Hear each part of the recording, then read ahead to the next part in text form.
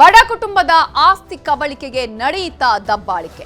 ರಾತ್ರೋರಾತ್ರಿ 2 ಎಕರೆ ನೀಲಗಿರಿ ತೋಪು ಕಡಿದು ಒತ್ತುವರಿಗೆ ಪ್ರಯತ್ನವನ್ನ ಪಡಲಾಗಿದೆ.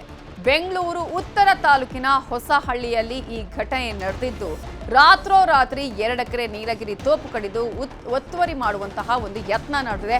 ಬಡ ಕುಟುಂಬದ ಆಸ್ತಿ ಕಬಳಿಕೆಗೆ ಈ ಮೂಲಕ ದಬ್ಬಾಳಿಕೆಯನ್ನ ಮಾಡಲಾಗಿದೆ. ಸೈಯದ್ ಮೊಯ್ದೀನ್ ಕುಟುಂಬದ ಜಮೀನು ಕಬಳಿಕೆಗೆ ಇಲ್ಲಿ ಹುನ್ನಾರವನ್ನ ಮಾಡಿದಾರಂತೆ. ಯಾರ್ಯಾರು? ಗ್ರಾಮ ಪಂಚಾಯತ್ ಸದಸ್ಯ ಗೋಪಿ, ಆನಂದ್, ಕೃಷ್ಣ ಇವರೆಲ್ಲರ ಮೇಲೆ ಈಗ ಆರೋಪವನ್ನ ಮಾಡಲಾಗಿದೆ. ಬಾಗಲೂರು ಠಾಣೆ ಪೊಲೀಸರು ಕೇಸನ್ನ ದಾಖಲಿಸಿಕೊಳ್ಳೋದಕ್ಕೆ ಹಿಂದೇಟನ್ನ ಹಾಕ್ತಾ ಇದ್ದಾರಂತೆ. ಯಾಕೆ ಹಿಂದೇಟು ಹಾಕ್ತಾ ಇದ್ದಾರೆ ಅನ್ನುವ ಪ್ರಶ್ನೆ ಕೂಡ ಇಲ್ಲಿ ಇದೆ. ಕಾರಣ ಈಗಾಗಲೇ ಈ ಕುಟುಂಬ ಇದೆಯಲ್ಲ, ಇವು ಬಡ ಕುಟುಂಬ, ಇವರಲ್ಲಿ ದೂರನ ಕೊಡೋದಕ್ಕೆ ಹೋದ್ರೆ ಈಗಾಗಲೇ ತಗೊಳ್ತಾ ಇಲ್ಲ ಅನ್ನುವಂತಹ ಆರೋಪವನ್ನ ಮಾಡಲಾಗಿದೆ. ಬೆಂಗಳೂರಿನ ಹೊಸಹಳ್ಳಿಯಲ್ಲಿ ಘಟನೆ ನಡೆದಿದ್ದು, ಆಸ್ತಿ ಕಬಳಿಕೆಗೆ ದಬ್ಬಾಳಿಕೆಯನ್ನೇ ಮಾಡಿದ್ದಾರಂತೆ. ಆನಂದ್, ಕೃಷ್ಣ ಅನ್ನೋರ ಮೇಲೆ ಈಗಾಗಲೇ ಆರೋಪವನ್ನ ಮಾಡಲಾಗಿದ್ದು, ಕೇಸ್ ದಾಖಲಿಸಿಕೊಳ್ಳೋದಕ್ಕೆ ಪೊಲೀಸರು ಹಿಂದೇಟು ಹಾಕ್ತಾ ಇರೋದು ಯಾಕೆ? ಯಾರ ಪ್ರಭಾವ ಇದೆ? ಪೊಲೀಸರು ಯಾಕೆ ಈ ಒಂದು ಪ್ರಕರಣವನ್ನ ದಾಖಲಿಸಿಕೊಳ್ತಾ ಇಲ್ಲ ಅನ್ನುವಂತಹ ಪ್ರಶ್ನೆ ಕೂಡ ಇದೆ. ಬಡ ಕುಟುಂಬದ ಆಸ್ತಿ ಕಬಳಿಕೆಗೆ ಇಲ್ಲಿ ಪ್ರಯತ್ನ ಪಟ್ಟಿದ್ದಾರೆ. ಏಕಾಏಕಿ ಜಮೀನನ್ನ ಕಬಳಿಕೆ ಮಾಡುವಂತಹ ಪ್ರಯತ್ನ ನಡೆದಿದೆ. ಇಷ್ಟೆಲ್ಲ ಆಗ್ತಾ ಇದ್ರು ಪೊಲೀಸರಿಗೆ ಈ ಅಕ್ರಮ ಕಾಣ್ತಾ ಇಲ್ವಾ? ಪಿತರಾಯಿತ ಆಸ್ತಿ ಕ್ರಯ ಪತ್ರ 47 ಆಗಿರ್ತಿದೆ. 40 ಅವತ್ತಿಂದ ನಾವೇ ಇರ್ತೀವಿ. ನಾವು ಯಾರಿಗೂ ಮಾರಾಟ ಮಾಡಿರಲ್ಲ. ನಮ್ಮ ತಂದೆ ಸೈಯದ್ ಮೊಯ್ದೀನ್ ಸಾಹೇಬ್ ಅವರ ಹೆಸರಲ್ಲಿ ಇರ್ತದೆ. ಗೋಮಾಳ ಜಾಗದಲ್ಲಿ ಯಾರು ಕಂಪ್ಯೂಟರ್ ಪಾಣಿ ಇಲ್ಲ ಅಂತ ಹೇಳ್ಬಿಟ್ಟು ಏಕಾಗಿ ಇವರು ಗೋಪಿ, ಆನಂದ್, ಕೃಷ್ಣನು ನುಕ್ಕು ನಂದು ಅಗ್ರಿಮೆಂಟ್ ಆಗುತ್ತೆ. ಏಕಾಗಿ ರಾತ್ರಿ ನಾನು ತೋಪು ಕೊಟ್ಟು ಮಾಡಿದ್ದಾರೆ. ಜಾಗ ಹೊಡೆಯೋಕೆ ಅಕ್ರಮ ದಾಖಲೆಗಳನ್ನ ಸೃಷ್ಟಿ ಮಾಡಿಕೊಂಡು ಈ ಲೆಕ್ಕದ ಕೋಟ್ಯಾಂತರ ರೂಪಾಯಿ ಜಾಗ ಇನ್ನು ಯಾರಿಗೂ ಮಾರ್ತಾ ಇಲ್ಲ. ಸೆಂಟ್ರಲ್ ಇದೀರಿ ನಾವಿಲ್ಲಿ.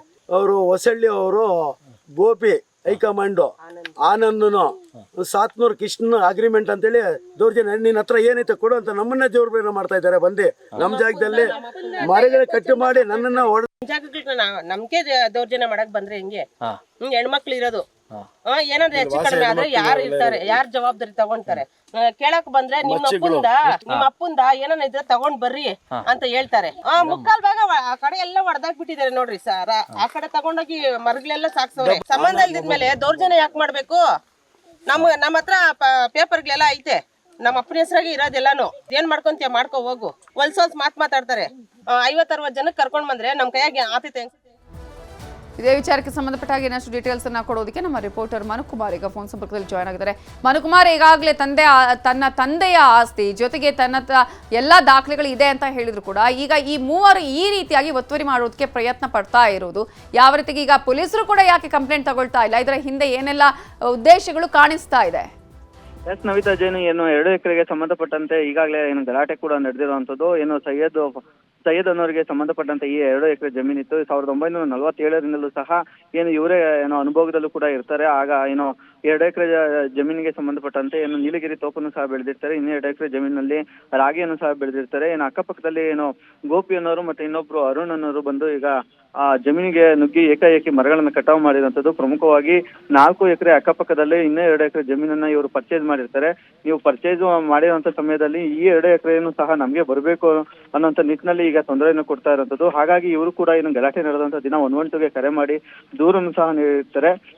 ನಂತರ ಏನೋ ಪೊಲೀಸ್ ಠಾಣೆಗೆ ಹೋಗಿ ದೂರು ನೀಡಲು ಸಹ ಏನೋ ಮೊದಲು ರೆಸ್ಪಾನ್ಸ್ ಮಾಡೋದಿಲ್ಲ. ನಂತರ ಈಗ NCR ಅನ್ನ ದಾಖಲು ಮಾಡಿಕೊಂಡು ಏನು ತನಿಖೆಯನ್ನು ಸಹ ಮಾಡ್ತಾ ಇರುವಂತದ್ದು. ಪ್ರಮುಖವಾಗಿ 1947ರಿಂದಲೂ ಸಹ ಏನು ಅನುಭವದಲ್ಲಿದ್ದು ಲಿಖಿತ ರೂಪದಲ್ಲಿ ಇರ್ತಕ್ಕಂಥ ದಾಖಲೆಗಳು ಸಹ ಇದಾವೆ. ಒಂದಷ್ಟು ಕೈಬರಹದ ಪಾಣಿ ಕೂಡ ಇದೆ. ಆದ್ರೆ ಏನು ಕಂಪ್ಯೂಟರೈಸ್ಡ್ ಪಾಣಿ ಇಲ್ಲ ಅಂತ ನಿಟ್ಟಿನಲ್ಲಿ ಇವರು ತೊಂದರೆ ಕೊಡ್ತಿರೋಂಥದ್ದು ಎಂಬ ಆರೋಪವನ್ನು ಸಹ ಮಾಡ್ತಿರೋಂಥದ್ದು. ನವಿತಾ ಜೈನ್, ಥ್ಯಾಂಕ್ ಯು ಮನುಕುಮಾರ್ ಡೀಟೇಲ್ಸ್ಗೆ. ನಕ್ಸಲ್ ವಿಕ್ರಮ್ ಗೌಡ ಎನ್ಕೌಂಟರ್ನಿಂದ ಪೀತಬೈಲ್ನಲ್ಲಿ ಈಗ ಆತಂಕ ಮನೆ ಮಾಡಿದೆ. ಊರಿಗಾಗೆ ವಿಕ್ರಮ್ ಗೌಡ ಹೋರಾಟವನ್ನ ಮಾಡ್ದ. ಈಗ ಅದೇ ಊರಿಗೆ ಸಂಕಷ್ಟ ಎದುರಾಗಿದೆ. ವಿಕ್ರಮ್ ಗೌಡ ಹುಟ್ಟೂರಲ್ಲಿ ಆತಂಕ ಮನೆ ಮಾಡಿದೆ. ಗ್ರಾಮಸ್ಥರು ಕಣ್ಣೀರಿಡುವ ಸ್ಥಿತಿ ಇದೆ. ಈಗಾಗಲೇ ಆತನ ಎನ್ಕೌಂಟರ್ ಆಗಿರೋದ್ರ ಬಗ್ಗೆ ಗ್ರಾಮಸ್ಥರಿಗೆ ಆತಂಕ ಇರೋದು, ಯಾಕಂದ್ರೆ ಬೇಜಾರು ಕೂಡ ಇದೆ. ಕಾರಣ ಆತ ತಮ್ಮ ಹುಟ್ಟೂರಿಗೋಸ್ಕರ, ತಮ್ಮ ಗ್ರಾಮಕ್ಕೋಸ್ಕರ ಆತ ಹೋರಾಟವನ್ನ ಮಾಡ್ದ. ಆ ಒಂದು ಹೋರಾಟವೇ ಆತನ ಪಾಲಿಗೆ ಮುಳುವಾಯಿತು. ಎನ್ಕೌಂಟರ್ ಆಗಿದ್ದಾನೆ. ಆದ್ರೆ ಯಾಕೆ ಪರಿಸ್ಥಿತಿ ಬಂತು? ವಿಕ್ರಮ್ ಗೌಡ ಸಾವಿಗೆ ಮರುಗಿದ್ರೆ ನಕ್ಸಲ್ ಬೆಂಬಲಿಗ ಅನ್ನುವ ಹಣೆಪಟ್ಟಿಯನ್ನ ಕಟ್ತಾರೆ. ಈ ಹಿಂದೆ ಅರಣ್ಯ ಇಲಾಖೆ ಕೊಟ್ಟಂತಹ ಟಾರ್ಚರ್ನಿಂದನೇ ವಿಕ್ರಮ್ ಗೌಡ ನಕ್ಸಲ್ ಆಗಿದ್ದಂತೆ ಗ್ರಾಮಸ್ಥರು ಈ ಎಲ್ಲಾ ವಿಚಾರಗಳನ್ನ ಹೇಳ್ತಿದ್ದಾರೆ. ಇವತ್ತು ಮತ್ತೆ ಅರಣ್ಯ ಇಲಾಖೆಯವರು ಒಕ್ಕಲೆಬ್ಬಿಸುವಂತಹ ಭಯದಲ್ಲಿ ಈ ಗ್ರಾಮಸ್ಥರಿದ್ದಾರೆ. ಪೀತಬೈಲು ಜನ ಈಗ ಆತಂಕದಲ್ಲಿದ್ದಾರೆ. ನಮ್ಮ ಪರಿಸ್ಥಿತಿ ಏನು ಅಂತ, ಮತ್ತೆ ನಮ್ಮನ್ನ ಒಕ್ಕಲೆಬ್ಬಿಸ್ತಾರೆ ಅನ್ನುವ ಭಯದಲ್ಲಿ ಗ್ರಾಮಸ್ಥರಿದ್ದಾರೆ. ಇದು ಅರಣ್ಯ ಇಲಾಖೆಯವರು ಇದನ್ನು ಗಮನದಲ್ಲಿ ಇಟ್ಕೊಳ್ಬೇಕಾಗತ್ತೆ. ಯಾವ ಕಾರಣಕ್ಕಾಗಿ ಕೆಲವೊಂದ್ಸಲ ಮನಸ್ಥಿತಿ ಬದಲಾವಣೆಯಾಗಿ ಎಂತೆಂಥ ಪರಿಸ್ಥಿತಿಯನ್ನು ತಂದೊಡ್ಡುತ್ತೆ ಅಂತ ಹೇಳಿ. ಸೊ ಈಗಾಗಲೇ ಪ್ರವಾಸಿ ತಾಣಗಳಿಗೆ ನಿರ್ಬಂಧ ಹೇರಿದ್ದಾರೆ. ಜನರ ದುಡಿಮೆಗೂ ಕೂಡ ಬ್ರೇಕ್ ಹಾಕ್ತಾ ಇದ್ದಾರಂತೆ. ನಕ್ಸಲ್ ಸಮರ್ಥಕರು ಅಂತ ಮತ್ತೆ ಮತ್ತೆ ವಿಚಾರಣೆಯ ಭಯವನ್ನ ಈ ಗ್ರಾಮಸ್ಥರು ಎದುರಿಸ್ತಿದ್ದಾರೆ. ಮನೆಗೆಲ್ಲ ಬಂದಿದ್ದು ಫಸ್ಟಿಗೆ, ಮತ್ತು ಮಾವು ಬಂದಿದ್ದು. ಮಾವು ಬಂದಾಗ ಅವ್ರಿಗೆ ಜೋರು ಮಾಡಿದ್ದು, ಹೀಗೆ ನೀವು ಗನ್ ಹಿಡ್ಕೊಂಡು ಓಡಾಡೋದು ಸರಿಯಲ್ಲ ಸಮಾಜದಲ್ಲಿ ಹಾಗೆ ಕೇಳಿ ಇದು ಮಾಡಿದ್ದು. ಮತ್ತು ನಮ್ಮ ಮನೆಗೆ ಬರಲಿಲ್ಲ. ಒಂದು 14 ವರ್ಷದ ಹಿಂದೆ. ಭಯ ಉಂಟು. ಭಯ ಇದ್ದು ಕೂಡ ನೋಡಿ, ಅಲ್ಲಿ ನೀವು ಬರುವಾಗ, ನೀವು ಮೊದಲೇ ಈ ಕಡೆಯಿಂದ ಹೆಬ್ರಿಗಡೆಯಿಂದ ಬರುವಾಗ ಅಲ್ಲೊಂದು ಗುಪ್ಪೆ ಇದೆ ಕಲ್ಲಿದ್ದು. ಅಲ್ಲಿ ಒಂದ್ಸಲ ಇವರು ಅರಣ್ಯ ಇಲಾಖೆ ಅವರು ಬೇಲಿ ಎಲ್ಲ ಅಗವೆಲ್ಲ ಹಾಕಲಿಕ್ಕೆ ಶುರು ಮಾಡಿದ್ದೆ, ಎಲ್ಲ ಮಣ್ಣಿದ್ದು. ಆವಾಗ ನಾವು ಊರಿನವರೆಲ್ಲ ಅಲ್ಲೊಂದು ಊಟ ಎಲ್ಲ ಭತ್ತ ಮನೆಯಲ್ಲಿ ಊಟ ಇತ್ತು. ಊಟದಾಗ ಎಲ್ಲರೂ ನಾವು ಹೀಗೆ ಸೇರ್ಕೊಂಡು ಅಲ್ಲಿಗೆ ಹೋಗಿ ಇದು ಮಾಡಿ ತರ್ತಿದ್ದೇವೆ ನಾವು. ಹೌದು. ಇಲ್ಲ ನೋಡಿ, ಈಗ ನೋಡಿ ರೋಡ್ ಹೇಗಿದೆ ಅಂತ ನೋಡಿ. ನೀವೇ ನಡ್ಕೊಂಡು ಬಂದಿಲ್ಲ, ನಿಮ್ಗೆ ನಡ್ಕೊಂಡು ಬರ್ಲಿಕ್ಕೆ ಶೂ ಹಾಕೊಂಡು ಬಂದ್ರೆ ಎಡೆ ಬೀಳ್ತೀನಿ ನೀವು. ಆ ಥರದಲ್ಲಿ ಇದೆ. ಅದು ಒಳ್ಳೆಯವನಾಗಿದೆ. ನಮ್ಮ ಜೊತೆನೆಲ್ಲ ಕೆಲಸ ಮಾಡ್ಕೊಂಡು ಇದ್ದ ಒಳ್ಳೆಯನಾಗಿದೆ. ಮತ್ತು ಅವ ಸೇರಿದ ನಂತರ ಅವನ ಮುಖ ನಾನಂತೂ ನೋಡಿಲ್ಲ. ಮತ್ತು ಅವನು ತಂಡ 2 ಸಲ ಸಿಕ್ಕಿದೆ. ಒಮ್ಮೆ ನನಗೂ ಬೆದರಿಸಿದೆ, ನಾನು ಪೊಲೀಸಿಗೆ ಮಾಹಿತಿ ಕೊಡ್ತೇನೆ ಅಂತ ಹೇಳಿ ಅವ್ರ ತಂಡ ಬಂದು ಬೆದರಿಸಿದ. ನನಗೆ ಮುಟ್ಲು ಪಾಡಿಯಲ್ಲಿ ಇದಾಯ್ತಲ್ಲ, ಅವನು ಎನ್ಕೌಂಟ್ರ್ ಆಯಿತು, ವಸಂತ ಗೌಡ.